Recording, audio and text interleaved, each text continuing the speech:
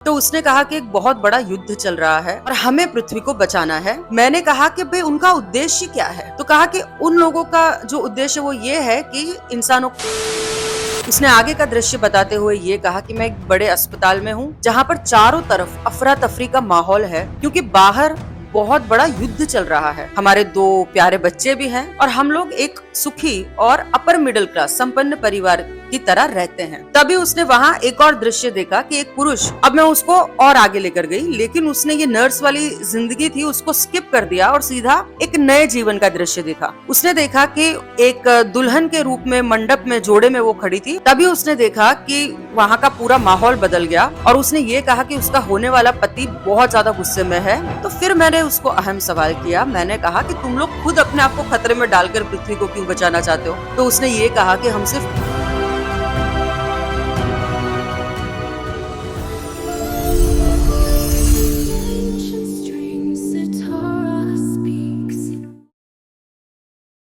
Hello friends, welcome to Sitara speaks. मैं हूं दीप्ति शर्मा। मैं जानती हूँ कि स्टार सीड्स वाले पीएलआर सेशंस का आप लोगों को हमेशा बेसब्री से इंतजार रहता है। तो चलिए आज मैं आपके लिए एक और ऐसा ही अनोखा पीएलआर सेशन लेके आई हूँ जिसकी गहराई आपको भीतर तक झकझोर देगी।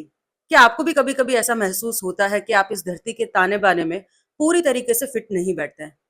क्या आपके मन में किसी अनजाने कोने में ये एहसास जागता है कि आप इस 3D वर्ल्ड के नहीं बल्कि आपकी जड़ें किसी और ग्रह से या किसी और उच्चतम आयाम से जुड़ी है? आज की कहानी अनायका की है, जो आज के इस इंसानी जीवन में भटकी हुई आत्माओं को तो महादेव की कृपा से मुक्ति दिला देती है, लेकिन खुद अपने ही रिश्तों के टॉक्सिक चक्र और अकेलेपन से बाहर नहीं निकल पा रही है। जब हम उसके पीएलआर सेशन के सफर में गहरे उतरे तो हमारे सामने कुछ ऐसे रहस्यमयी दृश्य आए। कहीं एक आदिवासी पुरुष का भेष और आकाश से बहती हुई सुनहरी लाइट, तो कहीं एक पारदर्शी स्पेसशिप, बिल्ली जैसा चेहरा और एक ऐसा ब्रह्मांडीय महायुद्ध जहां से इस धरती को बचाने का असाइनमेंट शुरू हुआ था। आखिर क्या संबंध है इन अलौकिक अनुभवों का अलायका के आज के दुखों से? और कौन है वो जो इस धरती से बहुत दूर किसी अनजान लोक में हजारों सालों से बड़ी बेताबी से आज भी सिर्फ उसी का इंतजार कर रहा है? एक ऐसा सच जो सदियों और समय की तमाम सीमाओं को पार करके आज शिवलिंग के सामने एक दिव्य संदेश के रूप में प्रकट होने वाला है। अनायका बड़ी ही सौम्य लड़की है और अक्सर ये सोचकर हैरानी होती है कि जो स्टार सीड्स होते हैं वो इतने सौम्य क्यों होते हैं।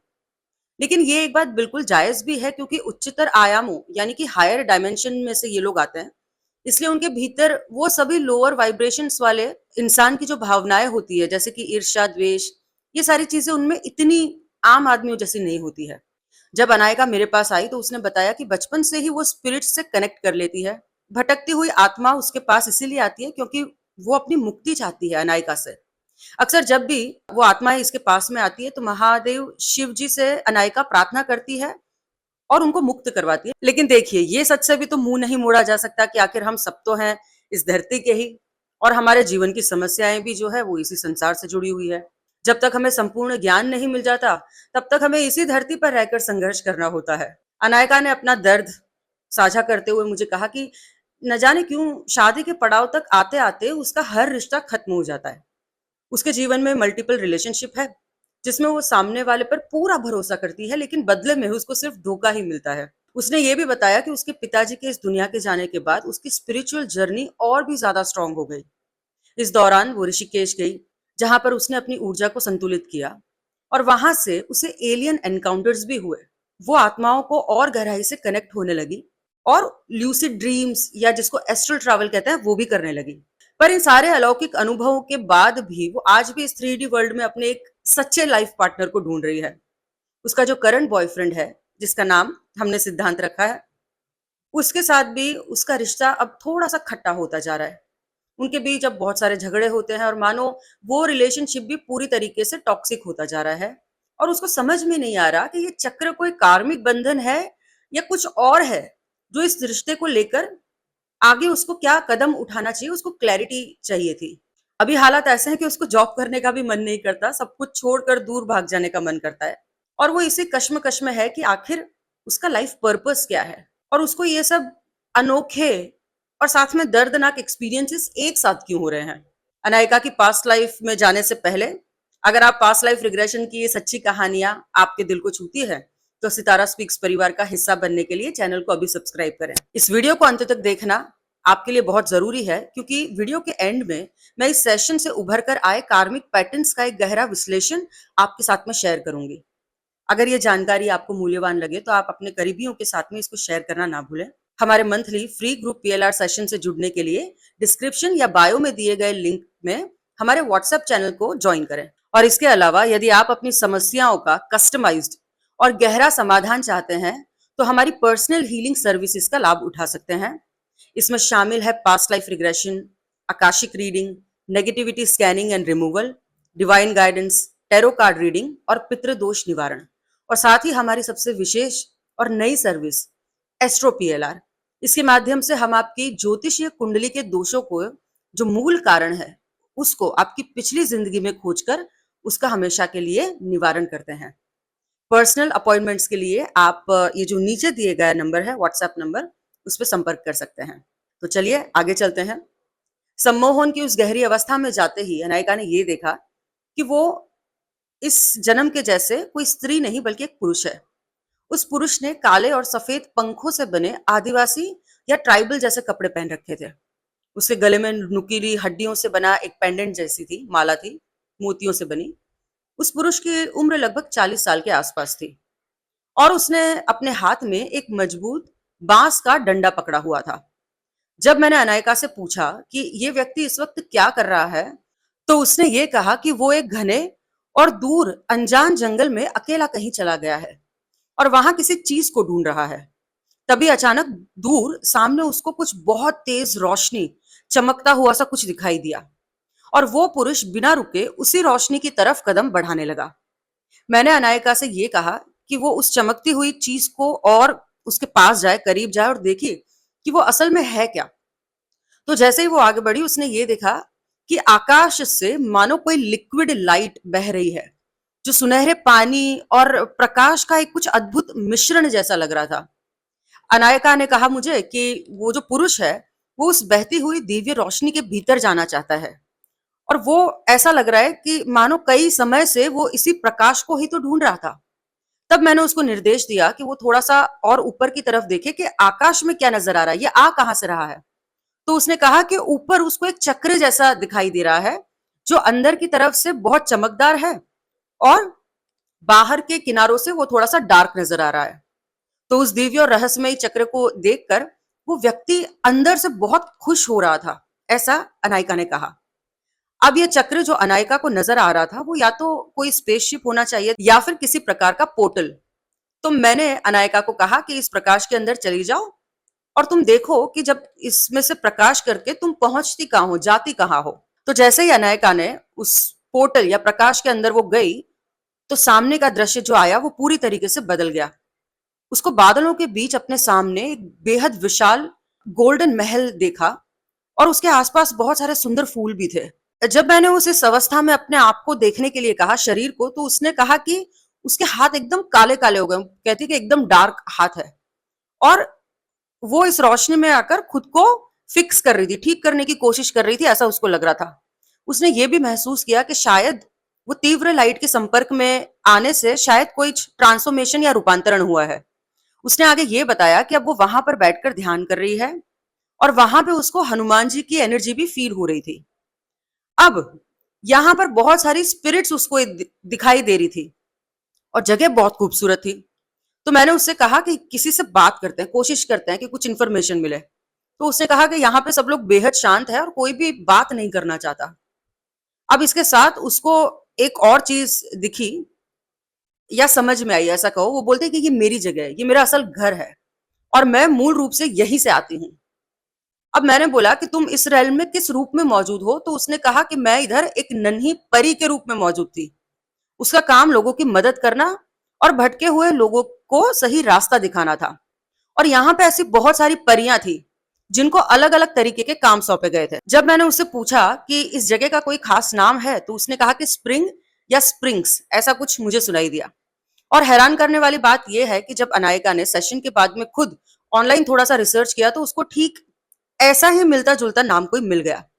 सोचिए, ये कोई इत्तेफाक नहीं हो सकता, क्योंकि ये नाम ना वो जानती थी ना मैंने कभी सुना था। वहां उस लोक में सिर्फ नन्ही परियां ही नहीं थी, बल्कि कई अलग अलग प्रकार के स्पिरिट्स थी। जैसे कि आपको याद होगा कि कॉस्मोरा वाले वीडियो में भी मैंने ये बताया था कि कैसे एंड्रोमेडा पर भी उसे नन्ही तितली जैसी बीइंग्स दिखाई दी थी। और ये अनुभव भी कुछ ऐसा ही था। जब मैंने उसको आगे सवाल किया कि यहाँ का टॉप पर्सन कौन है, यानी आपको कमांड या निर्देश किससे मिलता है, तो अनायका ने बताया कि यहाँ पर एक अत्यंत सुंदर और डिवाइन लाइट है, एक परम प्रकाश है, जिससे उन सभी को निर्देश मिलते हैं। उस प्रकाश से उसे ये असाइनमेंट मिला है कि पृथ्वी पर जाके उसको सब में खुशियां बांटनी है और लोगों की रक्षा करनी है, मदद करनी है। जब मैंने उसको पूछा कि तुम अपनी इस पावर को कैसे बढ़ा सकती हो, तो उसने जवाब दिया कि ये शक्ति केवल निरंतर ध्यान और साधना से ही बढ़ेगी। अब यहां से मैं उसको अपने दूसरे जीवन की तलाश की ओर आगे लेकर गई, जहां फिर से एक बेहद और अनोखा विस्मयकारी दृश्य दिखाई दिया। उसने ये देखा कि वहां जमीन पर नीले रंग के बड़े ही सुंदर पत्थर बिखरे हुए हैं, जो अंदर से चमक रहे हैं। जब मैंने उसको अपने पहनावे को, अपने आप को देखने के लिए कहा, तो उसने बताया कि उसने कोई कपड़े नहीं पहने हैं। और फिर मैंने उसको अपने शरीर को देखने कहा, तो उसने कहा कि मैं बहुत लंबी हूं, मेरा आकार लंबा है और हल्का सा पारदर्शक है। उसने ये भी महसूस किया कि वो एक पुरुष के रूप में है। जब मैंने उसे अपने आप के आसपास के माहौल को देखने के लिए कहा, तो उसने कहा कि यहाँ पर बहुत बड़ा स्पेसशिप खड़ा हुआ है और वहीं उसके आसपास अनायका जैसे भी बहुत सारे लोग हैं। अब मैंने उसको उस प्लेनेट का नाम पूछा, तो उसने कहा ओआना। अब बाद में जब इस नाम को मैंने गूगल किया, तो ये किसी ग्रह का नाम तो नहीं मिला, लेकिन एक बेहद चौंका देने वाली जानकारी आई। कुछ प्राचीन पृथ्वी की परंपराओं और पौराणिक कथाओं के अनुसार ओआना या ओआनस करके ये जो नाम है, उन अत्यधिक उन्नत अर्धदिव्य यानी सेमी डिवाइन या अलौकिक गुरुओं से जुड़े हैं, जो ब्रह्मांडीय ज्ञान को साझा करने के लिए इस धरती पर आए थे। जब अनायका ने सम्मोहन में अपने इस रूप को और भी करीब से देखा, तो उसने ये बताया कि उसका चेहरा काफी हद तक बिल्ली जैसा है और उसके पूरे शरीर पर तारों के जो चिन्ह है वो बने हुए हैं। मैंने पूछा कि ये जो स्पेसशिप दिखाई दे रहा है, क्या आप लोग इससे कहीं जा रहे हैं? तो उसने कहा कि एक बहुत बड़ा युद्ध चल रहा है और हमें पृथ्वी को बचाना है। कुछ ऐसी नकारात्मक शक्तियां हैं जो पृथ्वी को बहुत भारी नुकसान पहुंचाना चाहती है। अब उसने आगे ये देखा कि वहां उसके पास उसकी फीमेल पार्टनर भी खड़ी है, जो बहुत ज्यादा चिंतित है। वो उसको इस युद्ध में जाने से रोक रही है, क्योंकि उसके मन में एक डर है कि कहीं इस महायुद्ध में लड़ते लड़ते इसकी मृत्यु ना हो जाए। और जब ये सारी जानकारी सामने आई, तो इसके पीछे एक और दिलचस्प फैक्ट मैं आपको बताती हूँ कि स्टार सीड के इतिहास के अनुसार लायरन फेलिन हमारे ब्रह्मांड की सबसे प्राचीन और सम्मानित सभ्यताओं में से एक है। अब उनके चेहरे बिल्ली जैसे और शरीर बहुत दिव्य चमकदार होते हैं। इन्हें आकाशगंगा का सबसे पहला आध्यात्मिक योद्धा और रक्षक माना जाता है। गैलेक्टिक गार्डियंस, जिनका पृथ्वी और मानवता के साथ एक बहुत गहरा और पैतृक जुड़ाव है। अनायिका का खुद को इस रूप में देखना और शरीर पर तारों का होना, वो इसी हायर डायमेंशनल लायरन या लीरियन वंश को दर्शाता है, जहां उसका मुख्य उद्देश्य ब्रह्मांडीय संतुलन बनाए रखना और पृथ्वी की चेतना को नकारात्मक ताकतों से बचाना है। कुछ विशेषज्ञों के अनुसार जो लायरियन सभ्यता की भाषा जो है वो बहुत कोमल और सुरीली है, वो वाउल्स से बनी है। ओआना नाम में ओ और ए जैसे अक्षरों का जो प्रवाह है, वो लायरियन भाषा की मूल ध्वनि और उसके प्राचीन शहरों या काउंसिल के नामों से बहुत मेल खाता है। अब आगे बढ़ते हुए अपने उस स्पेसशिप को गौर से देखते हुए उसने ये बताया कि यान पूरी तरीके से पारदर्शी है। ये सिर्फ हमारे जैसी हायर डायमेंशन की बीइंग्स को ही दिखाई देता है। आम इंसानों की नजरों में ये बिल्कुल ही अदृश्य होगा। ये कोई बहुत बड़ा विशाल स्पेसशिप नहीं था। अनायका ने ये कहा कि यहाँ हम सभी को व्यक्तिगत रूप से छोटे छोटे इंडिविजुअल स्पेसशिप्स मिले हैं। जब मैंने उसको ये पूछा कि आखिर ये चलता कैसे है, तो उसकी टेक्निक क्या है, तो उसने कहा कि इसको चलाने के लिए किसी ईंधन या मशीन की जरूरत नहीं होती। ये विशुद्ध रूप से हमारी माइंड पावर यानी कि मस्तिष्क की चेतना और संकल्प शक्ति से चलता है। अब यहां से मैं उसको उस युद्ध के दृश्य में लेकर गई और यहाँ का नजारा देखते ही इसने कहा कि हम लोग इस युद्ध में, मतलब हम लोग, ये लोगों की जो स्पीशीज थी वो मारी जा रही है और सामने वाले जीत रहे हैं, क्योंकि उनके जो स्पेसशिप थे वो इन लोगों की तुलना में बहुत शक्तिशाली और बहुत ही ज्यादा बड़े थे। मैंने कहा कि भाई उनका उद्देश्य क्या है, तो कहा कि उन लोगों का जो उद्देश्य वो ये है कि इंसानों को गुलाम बनाकर वो लोग पृथ्वी पर कब्जा करना चाहते हैं। तो मैंने बोला कि ये लोग पृथ्वी के पीछे पड़े क्यों हैं? तो उसने ये कहा कि पृथ्वी के ऊपर बहुत बहुमूल्य चीजें मौजूद हैं जो इन शक्तियों को चाहिए। हमारी पृथ्वी कई दुर्लभ मिनरल्स या उच्च धातुओं से भरी है, खास करके सोना। और इसके साथ ही अपने साम्राज्य का भी ये लोग विस्तार बढ़ाना चाहते हैं। तो फिर मैंने उसको अहम सवाल किया। मैंने कहा कि तुम लोग खुद अपने आप को खतरे में डालकर पृथ्वी को क्यों बचाना चाहते हो? तो उसने ये कहा कि हम सिर्फ ब्रह्मांड में शांति बनाए रखने के लिए इसे बचाना चाहते हैं, और हम ये भी चाहते हैं कि पृथ्वी का प्राकृतिक विकास बिना किसी बाहरी दखल के अपने सहज रूप में हो सके। और इसी मकसद के लिए हम अपनी जान की बाजी लगा रहे हैं। अब यहां से मैं उसको और आगे लेकर गई तो उसने कहा कि मैं मर गया। तो मैंने बोला, कैसे मरे तुम? तो उसने ये बताया कि युद्ध के बीच में कुछ क्षणों के लिए मुझे मेरी वो जो फीमेल पार्टनर थी उसकी याद आ गई, जो मुझे रोक रही थी। और जैसे ही मेरा ध्यान उसकी याद की तरफ भटका, एकाग्रता टूटते ही मेरा स्पेसशिप जो था वो असंतुलित हो गया और सामने से आते हुए एक दूसरे स्पेसशिप से टकरा गया, और वहीं उस टकराव से मेरी मृत्यु हो गई। अब यहाँ मृत्यु हो गई थी। अब ये देखना था कि आज के दुखों का कोई तो पास्ट लाइफ देखनी थी, पृथ्वी के जो प्रॉब्लम्स हैं उसकी पास्ट लाइफ देखनी थी। तो मैं उसको ऐसी किसी लाइफ में लेकर गई जहां पे उसका जन्म इस पृथ्वी पे हुआ हो। अब हमारे सामने उसका एक नया जीवन सामने आया। उसने ये देखा कि वो एक स्त्री है। उसने सफेद रंग की स्कर्ट पहन रखी है, उसके बाल भूरे हैं और जो त्वचा है वो सफेद है, और उसकी उम्र लगभग 25 साल है। उसने जब अपने आप को इस रूप में और भी अच्छे से देखा तो उसको ये पता चला कि वो पेशे से एक नर्स है। उसने आगे का दृश्य बताते हुए ये कहा कि मैं एक बड़े अस्पताल में हूं, जहां पर चारों तरफ अफरा तफरी का माहौल है, क्योंकि बाहर बहुत बड़ा युद्ध चल रहा है।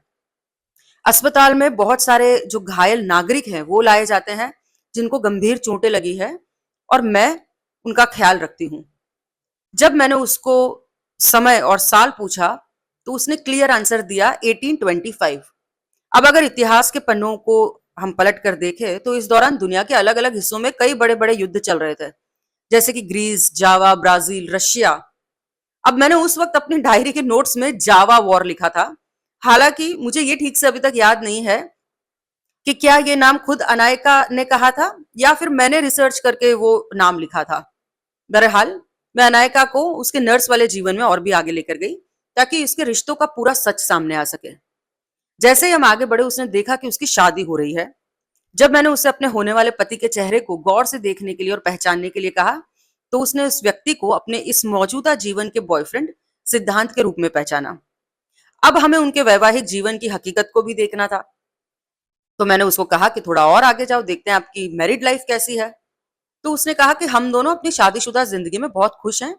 मेरा जो पति है वो पेशे से एक वकील है, हमारे 2 प्यारे बच्चे भी हैं, और हम लोग एक सुखी और अपर मिडिल क्लास संपन्न परिवार की तरह रहते हैं। लेकिन तभी उसने वहां एक और दृश्य देखा कि एक पुरुष उसके घर पर कुछ जरूरी कोर्ट के दस्तावेज देने के लिए आया है, जो असल में उसके जो वकील पति है उसके अंडर काम करता था।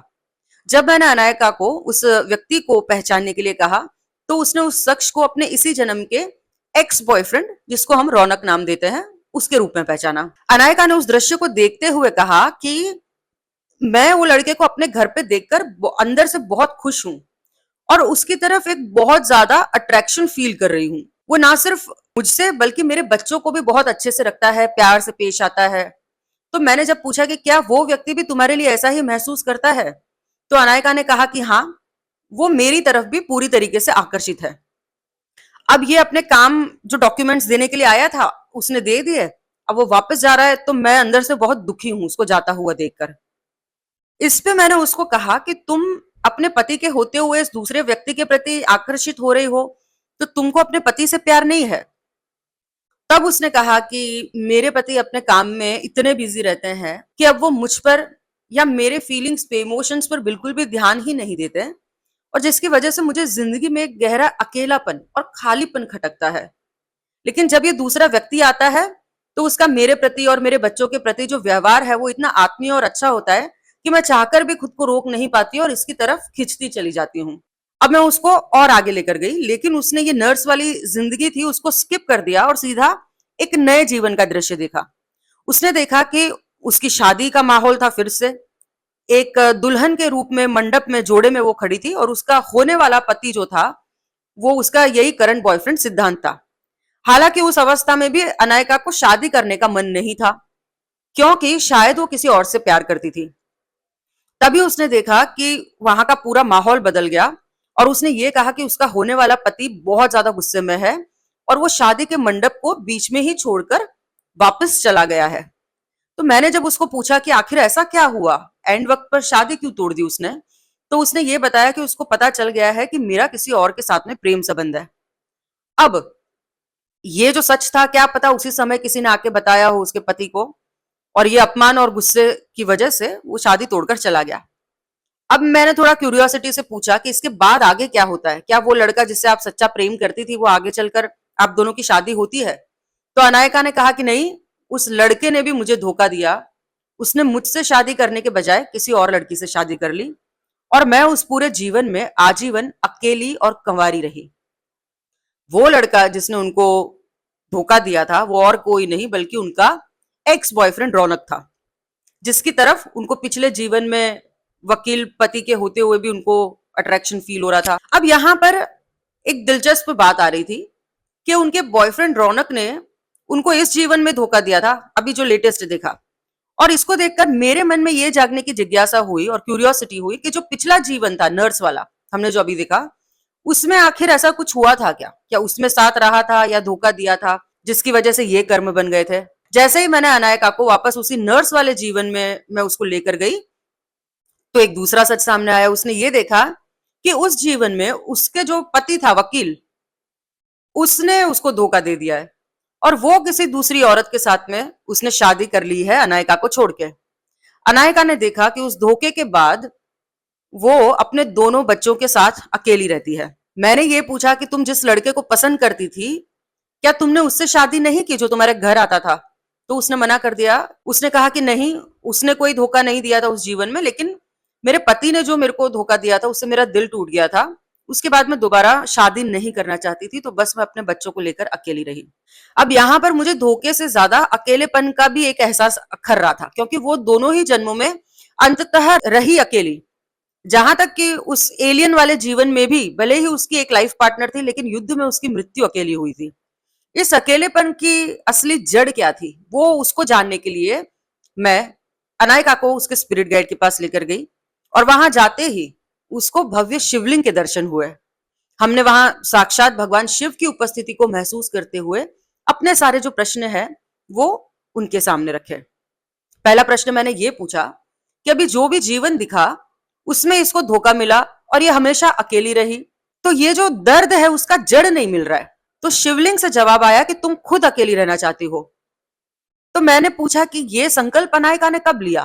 तो अनायका ने कहा कि उस एलियन वाली लाइफ में मैं अपनी मर्जी से युद्ध में जाने के लिए अपनी फीमेल पार्टनर को मुझे अकेला छोड़ना पड़ा। मुझे वास्तव में उसी के साथ रहना है, वो ही मेरी असली और शाश्वत लाइफ पार्टनर है। मैंने पूछा कि क्या वो भी इस वक्त पृथ्वी पर जन्म लेकर आई है? तो उसने कहा कि नहीं, वो वहीं है, अभी भी उसी प्लेनेट में, उस लोक में है। तो मैंने ये पूछा कि तुमने अपना जो प्लेनेट है वो कब छोड़ा था? तो उसने बताया कि कईयों हजारों साल पहले। जब मैंने ये पूछा कि क्या वो अभी तक जीवित है, तो अनायका ने एक अलग ही बात कही। उसने कहा कि वहां पे लोगों की उम्र बहुत लंबी होती है और किसी हद तक वो इच्छा मृत्यु जैसी भी चीज होती है। आज भी वो वहां जीवित है और सदियों से सिर्फ मेरा इंतजार कर रही है। तो मैंने पूछा कि फिर आप अब ऐसा क्या करें ताकि आप जल्दी से इस सांसारिक चक्र को पूरा करके अपने असली प्लेनेट पर जा पाए? तो उसने ये जवाब दिया कि केवल और केवल गहरे ध्यान के माध्यम से ही ये संभव हो सकता है। मैंने फिर से पूछा कि अगर आप अपने उस प्लेनेट के बीइंग्स जो हैं, क्या उनको पुकारेगी तो वो आपकी मदद करने के लिए आपके पास आएंगे? तो उसने कहा कि हाँ, बिल्कुल आएंगे। मैंने फिर से कहा कि उस नीले रंग का जो एलियन बीइंग था, जो तुम थे, कैट जैसी, उसने धरती पर क्यों जन्म लिया? तो उसने बताया कि हमारा उद्देश्य लोगों को सही रास्ता दिखाना है, उन्हें ज्ञान और एनलाइटनमेंट की तरफ मोड़ना है और इस पृथ्वी की भारी ऊर्जा को शिफ्ट करने के लिए अपनी भूमिका निभानी है। तो मैंने ये पूछा कि अब इतने बड़े कार्य को अकेले कैसे कर पाएगी वो? तो शिवलिंग से जवाब आया कि महादेव की परम कृपा से। इसके बाद मैंने ये पूछा कि अनायका के जीवन के इन तमाम संघर्षों का अंत कब आएगा? तब गाइडेंस के रूप में ये उत्तर मिला कि अब वो सही समय आ गया है, सब कुछ अब बहुत जल्दी बदलेगा। फिर मैंने उसकी वर्तमान समस्या को लेकर पूछा कि अनायका का आजकल अपनी नौकरी में बिल्कुल मन नहीं लग रहा है। क्या उसको अपने करियर में क्या करना चाहिए? उसको क्या डिसीजन लेना चाहिए? तो इस पर एकदम स्पष्ट और साफ जवाब आया कि अभी भी उसको अपनी जॉब करनी है और स्पिरिचुअलिटी दोनों को साथ-साथ लेकर ही चलना होगा। वो किसी एक को अभी नहीं छोड़ सकती। आखिर में मैंने खुद अनायका से पूछा कि क्या तुम अपने स्पिरिट गाइड या महादेव से अपने तरीके से और कुछ पूछना चाहती हो? तब अनायका ने पूछा कि मैं इस धरती के बंधनों को और यहाँ के चक्र से मैं कब तक बाहर निकल पाऊंगी? तो शिवलिंग से ये जवाब आया कि इस जीवन में अपनी मृत्यु से पहले तुम आध्यात्म के मार्ग पर काफी हद तक आगे पहुंच चुकी होंगी और अपने लक्ष्य को पालोगी। तो फिर इस दिव्य संदेश के साथ में अनायका के इस सेशन को हमने यहीं पे समाप्त किया। इस अद्भुत पास्ट लाइफ रिग्रेशन के सेशन से जो सच सामने निकल कर आया है, उसने अनायका के इस जन्म के सभी दुखों और कश्मकश की परतों को खोल के रखा, जिसे हम आज एक आम इंसानी परेशानी समझ रहे हैं। उसके तार तो असल में ब्रह्मांड के किसी अलग ही कोने में, किसी अलग ही लोक में मिले। एक तरफ उसका वो स्प्रिंग्स जैसा खूबसूरत लोक जहां पर वो नन्ही परी है और दिव्य प्रकाश के निर्देशों पर काम कर रही थी, तो दूसरी तरफ ओवाना प्लेनेट का वो पारदर्शी स्पेसशिप और बिल्ली जैसी शक्ल वाला पारदर्शक शरीर, जहां से वो पृथ्वी को बचाने के लिए एक महायुद्ध में उतरी थी। लेकिन उस युद्ध के दौरान अपने इस फीमेल पार्टनर की याद में खो जाना, एकाग्रता टूटना और स्पेसशिप के क्रैश होने से उसकी अचानक मृत्यु ने एक गहरे अकेलेपन के संकल्प को जन्म दिया था। अनाय काका अपने इस जीवन के बॉयफ्रेंड सिद्धांत के साथ जो रिश्ता आज इतना टॉक्सिक और खट्टा हो रहा है, वो और कुछ नहीं बल्कि उसका वही पुराना कार्मिक अकाउंट है जिसकी शुरुआत या जिसके जो ग्लिम्स है हमने 1825 वाले जो नर्स के जीवन है उसमें देखा था। पिछले जन्मों में मिले धोखे और अपने उस असली एलियन लाइफ पार्टनर को हजारों साल पहले अपनी मर्जी से अकेला छोड़ देने की जो उसकी गहरी ग्लानि थी, उस वजह से अनायका की आत्मा ने अनजाने में ही इस धरती पर अकेले रहने का एक संकल्प ले लिया है। यही कारण है कि वो जितने भी रिश्तों में आई बार बार रिश्ता टूट जाता था और अंत में वो अकेली रहती थी। अब इस पूरी कहानी से हमको क्या सीख मिलती है? कई बार हमारे जीवन में जो बार बार दोहराए जाने वाले पैटर्न्स होते हैं, जैसे कि अकेलापन या धोखा है, उसको हम बाहरी परिस्थिति मान लेते हैं, लेकिन हमें नहीं पता कि हमारी आत्मा कौन सा पुराना संकल्प करके आई है। अनायका की कहानी भी हमको ये सिखाती है कि जब तक हम पूरी तरीके से इस धरती के अनुभवों को स्वीकार नहीं करते, अपनी जिम्मेदारियां और आध्यात्म के बीच संतुलन नहीं बनाते, तब तक हमारा ज्ञान संपूर्ण नहीं हो सकता। लेकिन यहाँ पर कहानी खत्म नहीं होती। आज अनायका एक बहुत बड़े दौराहे पर खड़ी है, जहां पर एक तरफ उसका पुराना कार्मिक चक्र है, तो दूसरी तरफ ये 3D वर्ल्ड की हकीकत है।